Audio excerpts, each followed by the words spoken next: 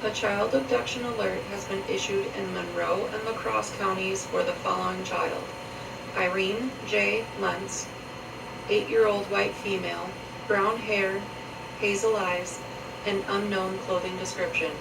Child is missing from Watoma, Wisconsin.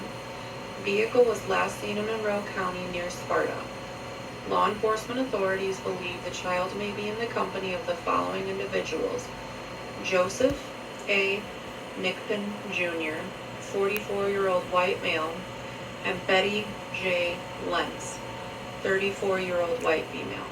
They may be traveling in a 2005 blue Buick Teresa van with Wisconsin license plate BCU3028.